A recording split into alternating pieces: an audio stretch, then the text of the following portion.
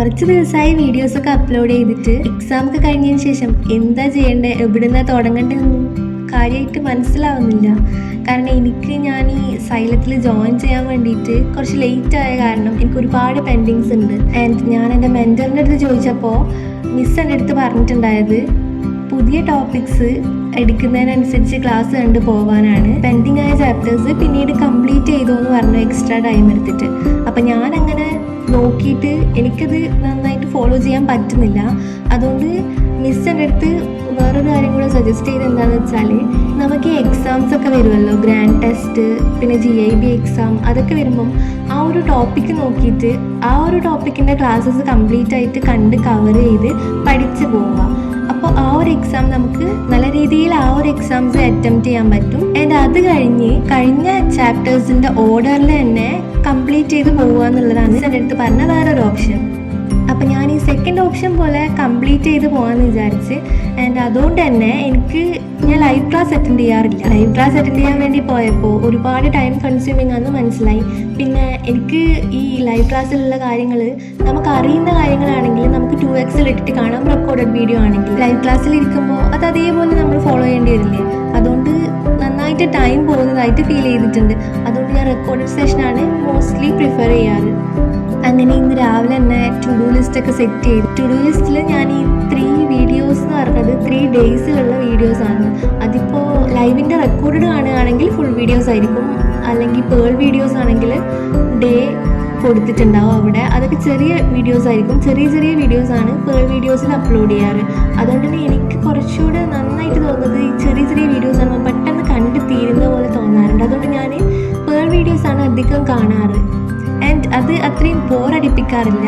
പെട്ടെന്ന് തന്നെ class complete ആയിട്ട് ക്ലാസ് കണ്ടു തീർക്കാനും പറ്റും. അതേപോലെ തന്നെ DPPയിൽ ഉള്ള സ്ലൈഡ്സിൻ്റെ അതേ ഒരു സോഫ്റ്റ് കോപ്പിയാണ് പേൾ വീഡിയോസിലുള്ളത്. അതുകൊണ്ട് തന്നെ എനിക്ക് പ്രത്യേകിച്ച് വേറെ നോട്ട്സോ കാര്യങ്ങളൊന്നും എഴുതേണ്ട ആവശ്യം ഉണ്ടാവാറില്ല. അങ്ങനെ ഞാൻ ഇന്ന് പ്യൂരിഫിക്കേഷൻ്റെ ക്ലാസ് കാണാമെന്ന് വിചാരിച്ച് അങ്ങനെ ഞാൻ നോക്കിയപ്പോൾ പേൾ വീഡിയോസിൽ നോക്കിയപ്പോൾ SD സാറിൻ്റെ ക്ലാസ്സാണ് ഉണ്ടായത്.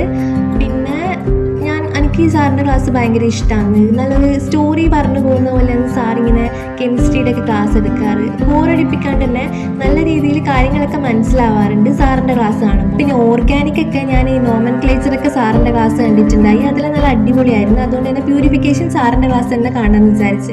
ഞാൻ പേൾ വീഡിയോസിൽ ചെറിയ ടോപ്പിക്സ് ആയിട്ടാണ് വീഡിയോസൊക്കെ അപ്ലോഡ് ചെയ്തത്. അതുകൊണ്ട് ഞാൻ കുറച്ച് വീഡിയോസ് അല്ലേ ഉള്ളൂ, അപ്പോൾ ഞാൻ പേൾ വീഡിയോസ് തന്നെ കാണാമെന്ന് വിചാരിച്ച്.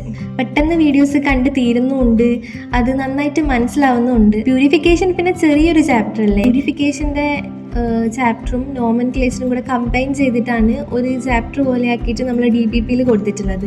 അങ്ങനെ കുറച്ച് സമയം പ്യൂരിഫിക്കേഷൻ്റെ ക്ലാസ്സൊക്കെ കണ്ട് ബോറടിച്ചപ്പോൾ ഞാൻ ആനിമൽ കിങ്ഡം റിവൈസ് ചെയ്യാമെന്ന് വിചാരിച്ച്.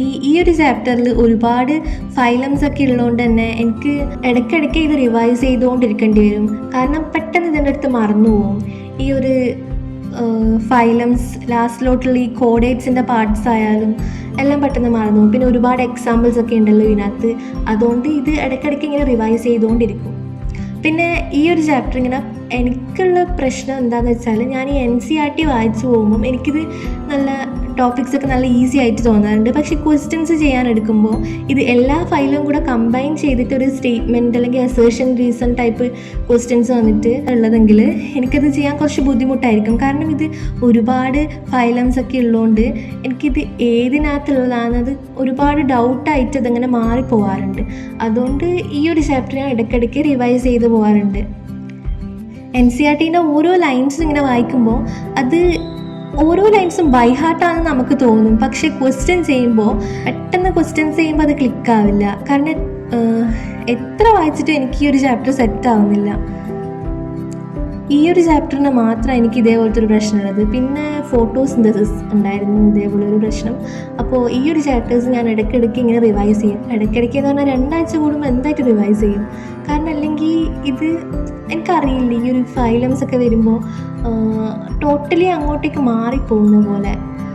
എനിക്കിങ്ങനെ കണ്ടിന്യൂസ് ആയിട്ട് ഒരു സ്ഥലത്ത് തന്നെ ഇരുന്ന് പഠിക്കാനാവില്ല. കാരണം ഭയങ്കര ഒരു സ്ഥലത്ത് തന്നെ ഇങ്ങനെ ഇരുന്ന് പഠിക്കുമ്പോൾ ഭയങ്കര ഒരു മടുപ്പ് ഫീൽ ചെയ്യും. അതുപോലെ തന്നെ എന്താ പറയുക, ഒരു ഭയങ്കര ബോറടിക്കുന്ന പോലെ തോന്നും. അതുകൊണ്ട് ഞാൻ ഇടയ്ക്കിടയ്ക്ക് ഇങ്ങനെ എൻ്റെ സ്റ്റഡി പ്ലേസ് ചേഞ്ച് ചെയ്തുകൊണ്ടിരിക്കും. അത് കഴിഞ്ഞ് കെമിസ്ട്രീൻ്റെ പ്യൂരിഫിക്കേഷൻ്റെ ഞാൻ കണ്ടു കഴിഞ്ഞതിൻ്റെ ബാക്കി ക്ലാസ് കാണാനിരുന്നു. അത് ക്ലാസ്സൊക്കെ പെട്ടെന്ന് കണ്ടു തീർക്കുന്നുണ്ടായി. ആൻഡ് ഓരോ ക്ലാസ് കണ്ടു തീർത്ത് പോകുമ്പോഴും ഈ ഒരു കുഞ്ഞു കുഞ്ഞു ക്ലാസ് ആയതുകൊണ്ട് തന്നെ പെട്ടെന്ന് അത്രയും മടുപ്പൊന്നും വന്നില്ല. അതുകൊണ്ട് ക്ലാസ് കണ്ട് തീരുന്നത് തന്നെ മനസ്സിലാകുന്നുണ്ടായിട്ടില്ല. പിന്നെ ലാസ്റ്റ് നോക്കിയപ്പോൾ ലാസ്റ്റ് 2 ബ്രെയിൻ സ്റ്റോമിങ് ക്വസ്റ്റ്യൻസിൻ്റെ പാർട്ട് കൂടെ ഉണ്ടായിട്ടുള്ളൂ. അപ്പോൾ അതും കൂടെ കംപ്ലീറ്റ് ചെയ്ത് കഴിഞ്ഞിട്ട് ആഫ്റ്റർനൂൺ ഞാൻ electric charges and fields start ചെയ്യാമെന്ന് വിചാരിച്ച്. അങ്ങനെ ഫുഡൊക്കെ കഴിച്ച് വന്ന് electric charges and fields class കാണാൻ ഞാൻ ടാബിൽ നോക്കിയപ്പോൾ പേൾ വീഡിയോസിനകത്ത് ഈ ഒരു സാറിൻ്റെ പേര് എനിക്കറിയില്ല, ഈ ഒരു സാറാണ് എടുത്തിട്ടുണ്ടായത്. പിന്നെ ഞാൻ ലൈവ് ക്ലാസ് നോക്കിയപ്പോൾ JB സാറാണ് എടുത്തിട്ടുണ്ടായത്. ആൻഡ് എനിക്ക് JB സാറിൻ്റെ ക്ലാസ് പേഴ്സണലി ഭയങ്കര ഇഷ്ടമാണ്. അതുകൊണ്ട് ഞാൻ സാറിൻ്റെ ക്ലാസ് കാണാമെന്ന് വിചാരിച്ച്. ബട്ട് അത് ലൈവ് ക്ലാസ് ആയതുകൊണ്ട് തന്നെ നല്ല ഡ്യൂറേഷൻ ഉണ്ട്.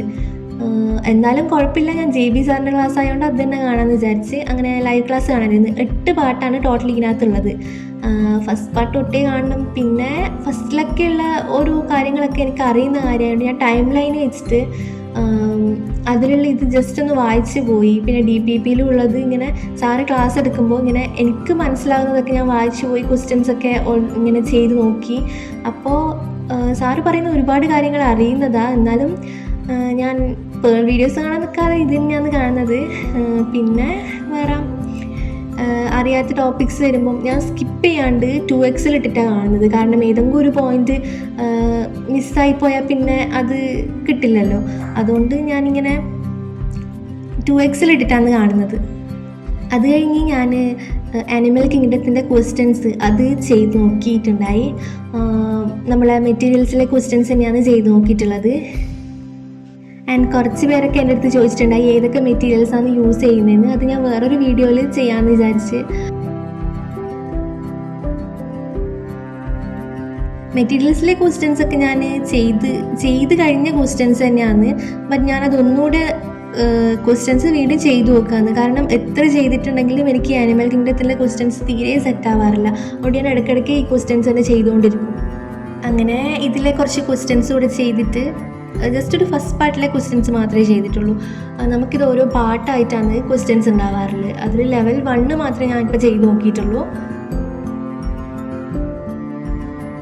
അങ്ങനെ ഇലക്ട്രിക് ചാർജസ് ആൻഡ് ഫീൽഡ്സിൻ്റെ ക്ലാസ് 3 വീഡിയോസ് കാണാനാണ് ഉദ്ദേശിച്ചത്. 3 വീഡിയോസ് കാണാനൊക്കെ ആഫ്റ്റർനൂൺ ആയിട്ടല്ലേ കണ്ട് തീർക്കാമെന്ന് പറ്റുമെന്ന് വിചാരിക്കുന്നത്. അപ്പോൾ അങ്ങനെ അത് കഴിഞ്ഞ് ഞാൻ ഈ പഠിക്കുന്ന ഒറ്റ സ്ട്രെച്ചിലിരുന്നിട്ട് ഒരുപാട് മണിക്കൂർ പഠിക്കുന്ന ഒരാളല്ല. ഓരോ 1 hour ആകുമ്പോഴും ഞാൻ 5 to 10 minutes ബ്രേക്ക് എടുക്കും. ബ്രേക്ക് എടുക്കുക എന്ന് പറഞ്ഞാൽ ആ ഒരു ടൈമിൽ സ്ക്രോൾ ചെയ്യാന്നല്ല, ജസ്റ്റ് ഒന്ന് റിലാക്സായി വെറുതെ ഇരിക്കും, അല്ലെങ്കിൽ വെറുതെ കിടക്കും, അങ്ങനെയൊക്കെ ചെയ്യും. ഫോൺ നോക്കി കഴിയുമ്പോഴത്തേക്കും നന്നായിട്ട് ഡിസ്ട്രാക്റ്റഡ് ആവാറുണ്ട്. അതുകൊണ്ട് ഞാനിപ്പോൾ ഫോണിൻ്റെ യൂസ് നന്നായിട്ട് കുറച്ചിട്ടാണത്. ഫോൺ എടുക്കുമ്പോൾ എന്തെങ്കിലും ഇതേപോലെ എന്തെങ്കിലും സ്റ്റഡി വ്ളോഗ്സ് ഒക്കെ കാണും. അപ്പോൾ കുറച്ച് മോട്ടിവേറ്റ് ആവും. പിന്നെ അത് കഴിഞ്ഞ് ബാക്ക് ടു സ്റ്റഡി. അങ്ങനെ 3 പാർട്ടും കണ്ടു തീർത്തിട്ടുണ്ട്. ഇന്ന് ഞാൻ ആഡ് ചെയ്തിട്ടുള്ളത് പ്യൂരിഫിക്കേഷനിലെ 3 ഡേയ്സിൻ്റെ കാണാനും, പിന്നെ animal kingdom revise and question ചെയ്യാനും, പിന്നെ ഇലക്ട്രിക് ചാർജസ് ആൻഡ് ഫീൽഡ്സിൻ്റെ 3 ക്ലാസ് കാണാനുമാണ്. പിന്നെ ഇന്ന് രാവിലെ എണീക്കാൻ വേണ്ടിയിട്ട് കുറച്ച് ലേറ്റ് ആയിപ്പോയി. അതുകൊണ്ടാണ് ഞാൻ ടൈം ടേബിളിൽ ചെറിയ ടോപ്പിക്സ് ഇൻക്ലൂഡ് ചെയ്തത്.